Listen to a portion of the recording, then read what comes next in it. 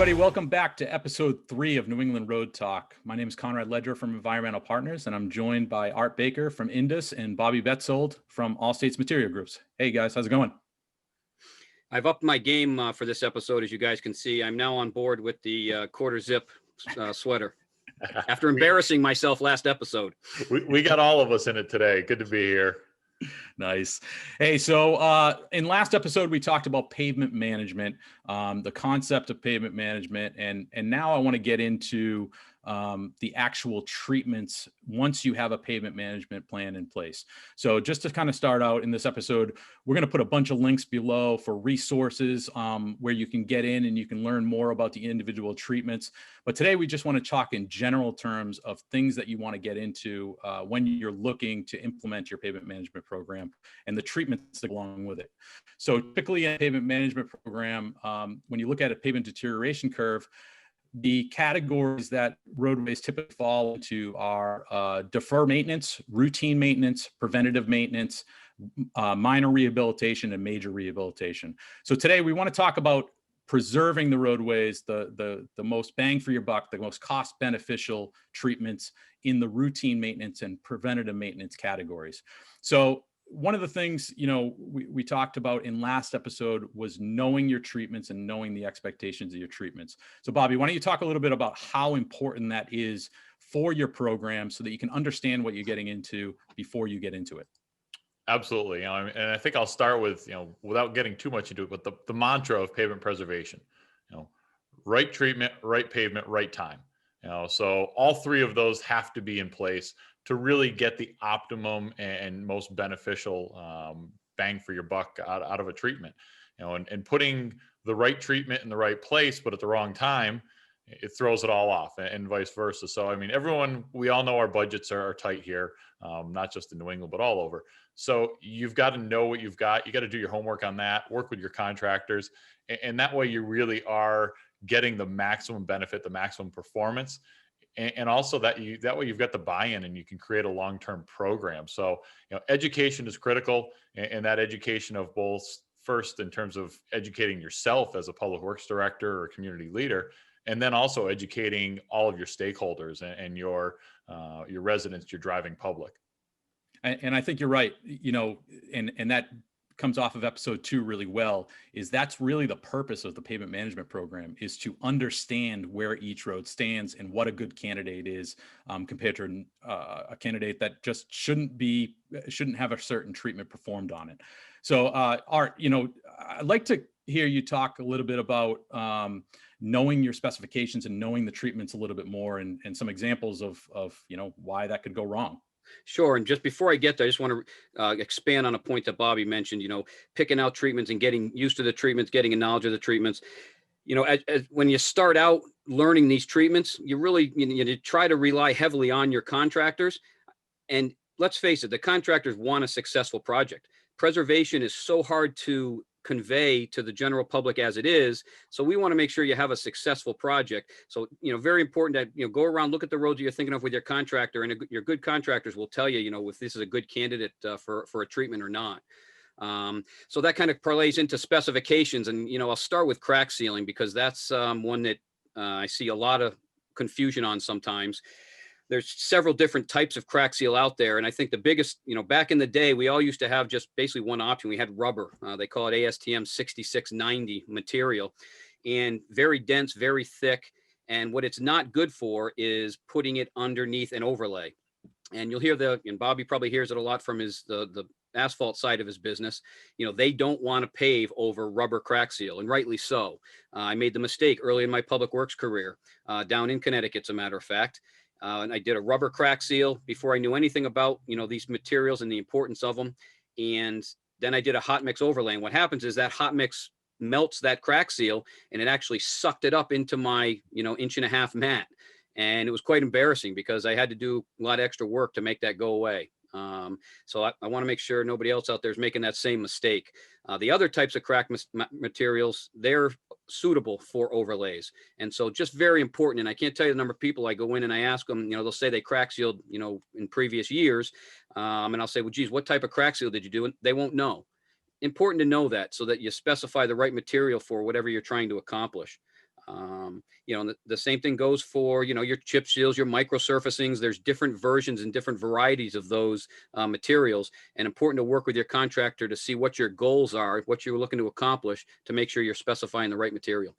Yeah, we've all heard horror stories of, treatments gone wrong, and usually there's something behind them. Something happened that either there was an incorrect specification calling for the wrong types of product. There was the treatment was used on the wrong roadway at the wrong time. There's a number of different things that can go wrong. And that really has kind of given some of the products a bad name. And also the people didn't know what they were getting when they were actually, being shown what the product was, and they didn't understand it all the way. Whereas if they understood the product and understood its uses and the pros and cons of it, I think it would work out a lot better. Bobby, why don't you talk about I'm sure you've seen the horror stories and some of the examples. So why don't you give your take on that? Yeah. So, I'm a firm believer in there's variables that you can control and variables that you can't, and control as much as you can in the equation. Specifications start with knowing what you want, making sure you get what you want, and following through. Prep work is one of the biggest things, especially with a lot of the preservation treatments. We're talking about thin treatments. These aren't thick overlays. These aren't reclaims or in-place recyclings. This is where we're putting something thin, whether it be, a spot treatment with crack seal, we're putting a fog seal, we're putting a micro, we're putting a chip seal, any of these type treatments. There's not a lot of material to them because we're just preserving what's there. So you've got to have a clean road. You've got to have, obviously we talked about condition is critical. If you put a treatment on a road that isn't a good candidate, it's all cracked up, it's broken up, there's a poor base, you're just asking for failure. So that's the first thing, is where you're putting it, making sure that it's clean, making sure that conditions with, dampness, that there's not puddles on the road, there's none of those type things. That's where it all starts. And then the matching of the materials. There's certainly, we're here in New England, there's, without getting too much into it, there's different types of liquids, different types of, asphalt that are in these, modified materials, all of that. So, that's where your specifications really come in. I know a lot of the treatments that both Art and I work with, you've got your aggregates, making sure that you're using quality aggregates and clean aggregates. So there really are a lot of variables, but they're, for the most part, they're things that are controllable. And that's where having that spec, following through, and all of those aspects are critical to not having the horror stories that, obviously none of us want to see. And Art, I think you hit it head on that, as contractors, we get one shot with a preservation treatment. It's not something that, if a hot mix job goes south and doesn't work out, they're still going to pave next year, because that's what's always been done. That's generally accepted. Preservation doesn't have that luxury. Absolutely. Yeah. So, and you're right, is hot mix is kind of the common repair for a roadway. So preservation is always, I feel like, especially in this region, it's always fighting an uphill battle. I think it's come a long way in the last 5 to 10 years or so. I think people understand that there's a use for it, there's a need for it, and I think people are getting smarter about how they utilize those treatments and what situations they use it in. For instance, I don't see too many city roadways that are being treated with conventional chip seal. It's just not the right situation, the right time, or the right roadway to do it on. So it's getting the education out there of when to use these treatments and when not to. And just for our listeners and our watchers here, I think we should go back and step into the pavement deterioration curve and understand what treatments fall within each roadway band. So for routine maintenance, we're talking about crack sealing and fog sealing. For preventative maintenance, we're talking about a number of different treatments, and they're usually curb to curb treatments and surface treatments, microsurfacing, chip seals, thin overlays. There's a bunch of them. So we'll provide some links below for those as well. So Art, why don't you jump in here and just talk a little bit about why prep work is so important? Like, for instance, Absolutely. What could go wrong if you don't prep a roadway correctly? Yeah, so very important, because every treatment has different prep work that needs to be done for a successful project. I will stress that roadresource.org website again, where you can actually go in each of these treatments and there's a little checklist on what to look for. But for example, pavement markings, very critical. Some treatments will not stick to certain types of pavement markings. So that's very important. Sweeping, very critical. Sometimes sweeping needs to happen, say, a week in advance, because you really need that sheen, that dirt sheen that you get after you sweep. You need a good rain to wash that away. So just, I can't stress enough, patching of holes. Another one, we've had several jobs where the municipality was responsible for patching some holes. We get out there and they're not patched. So those are things that lead to, is it a big deal if you're doing 2 miles of road and you have one hole you forgot to patch and it doesn't end up well? Maybe not the end of the world, but still not, to me, that's not a 100% successful project. So you want to make sure you get all that prep work done, ahead of time. And, going back to that deterioration curve, when you start at the top, I just wanted to point out, we always talk about crack seal and fog seal and the routine maintenance band. I'd like to get people to stress more on that fog seal really being that first line of defense, because you really want to install that. Because we talk about timely installation of these treatments, that fog seal, as your road continues to crack, it's becoming closer and closer to not being a good candidate for fog seal. So you really want, that's the first line of defense before crack seal even. And I just wanted to, point that out as well. Bobby can talk more about some of the prep work that he's been involved in.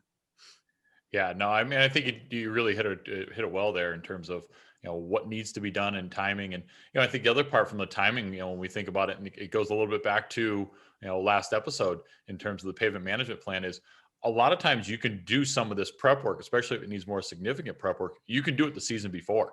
If you need to do a shim, if you need to do some patching, even crack seal. I know a lot of times, especially with the thin treatments, it's good to get traffic on that crack seal. I mean, we don't want it going down the day before.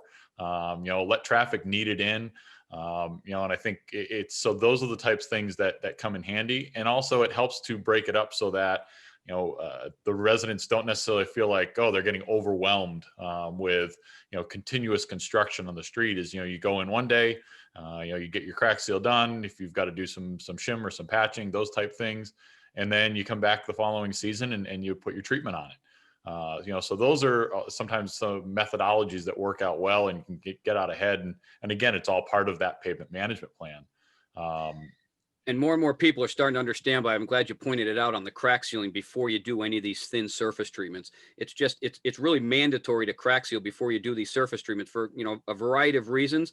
The main one is, all these thin surface treatments, the reflective cracking is going to come through in a fairly short period of time, 1 to 2 years. But as long as you're crack sealed underneath that surface treatment, the water basically just sits in the crack of the surface treatment only, and it doesn't create any additional problems. Whereas if you don't crack seal, that water has a direct route into the crack underneath that could get into your sub base and could create a lot of additional problems for you. So again, we talk about longevity of these treatments. Crack sealing ahead of any of these surface treatments provides you, additional years of service life for that treatment. I always like the fact that, we don't do crack sealing, and anytime I talk to people, it's always great because I can always lead with crack sealing and say, if you're not doing it, you need to do it. And I can do it without being selling anything. But one thing I look forward to in some of our future episodes is with a couple of our guests and some of the research that's been done recently and reported on recently as it relates to crack seal, both standalone and in conjunction with a lot of these treatments that we're talking about, and how much it really does impact their long-term success and their long-term performance. So I think that'll be something interesting for some of our viewers and listeners to hear in some of the upcoming episodes. Yeah, absolutely. And the next point that I want to talk about with these treatments is not only are they sound to keep roadways in good condition, but if they're used correctly, they're really cost effective as well. And I know, in working with both of you guys on some of the calculations that are out there and some of the calculations that we perform when we're doing pavement management programs to figure out these forecast models and some of the analysis that happens when you're figuring out, okay, if I use this amount of money on this treatment and this amount of money on this category, what will it do to my program overall? So Art, why don't you talk a little bit about some of those easy back of the napkin calculations, and maybe we can put some links below after the presentation. Yeah, so I mean, the easiest and most straightforward is what we call equivalent annual cost, EAC. And basically what that does is it gives you an annualized cost of a treatment based on how long you think you're going to get out of it. And this goes back in episode 2. I mentioned the different performance levels: optimum, average, and stopgap. And don't forget, it's going to cost you the same to do a road. So now the longer you get out of it, obviously that equivalent annualized cost is going to be much less. So I can't stress enough, the window of opportunity for this routine and preventive maintenance bans, it's not very long. You don't have a long window to catch this, because if you look at the deterioration curve, it gets very steep very quick. Within that first, after year 5, basically, it's starting to fall off pretty drastically. So it's important to recognize that fact and apply these treatments earlier, and then you'll get a higher equivalent annual cost. Yeah, I think the old adage, and there's a lot of variations of the curve. They all kind of follow a similar shape, in terms of that life cycle for pavement and how quick it deteriorates. But when we start talking about $1 to $2 spent on preservation and routine maintenance up above, is saving 8 to 10 or more, sometimes even higher in terms of relative money, if you let it fall off into rehabilitation. And also the other part that I think a lot of times is overlooked is during that time period, that Art, you talked about that point in the middle there when the curve turns really, really steep, and that not only is it that it's going to start costing you more, but what the roads are and the conditions are that people are driving on. So if you're doing preservation and you're doing more frequent, quicker, lower cost treatments, you're maintaining a road in good shape.